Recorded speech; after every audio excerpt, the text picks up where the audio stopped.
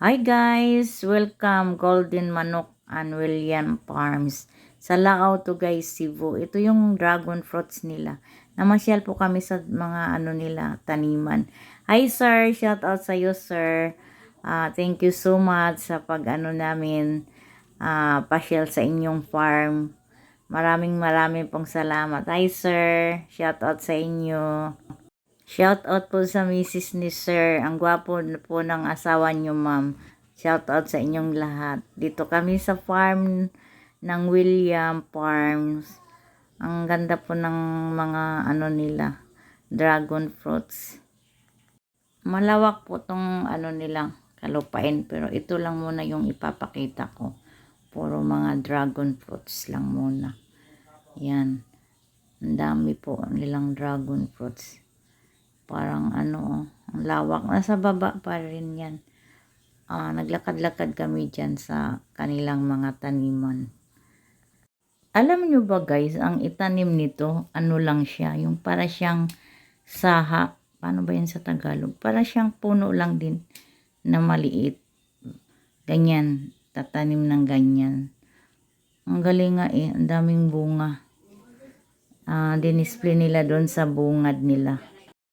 Nag-voice over ako guys kasi nga habang nag-iikot kami dyan, maganda rin kasi nga may speaker habang naglalakad-lakad ka, may tugtog. So hindi ka maboring, kaya nag-voice over ako guys. Para sa reels ito para sa FB post ko kasi nga 'di ba baka makapiright ako, kaya ganyan lang. Hindi ko na siya inoff ko na lang ang sound.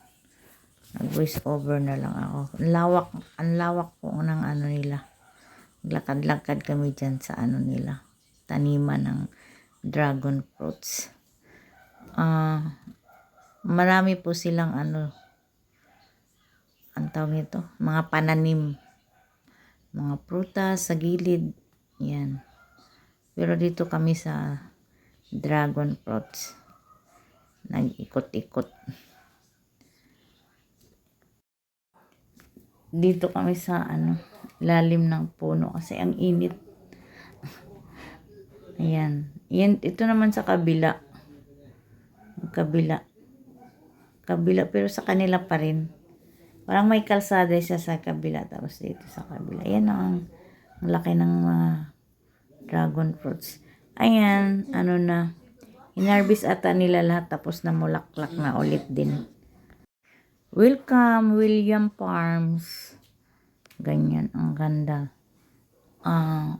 Ito sa baba ito, pero hindi ko pa pinapakita yung sa taas. Kasi bumaba kami kasi dito yung mga taniman yan. Ayan.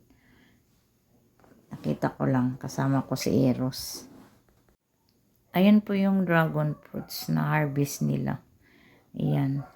Binibidyohan ko lang. Na-amiss talaga ako.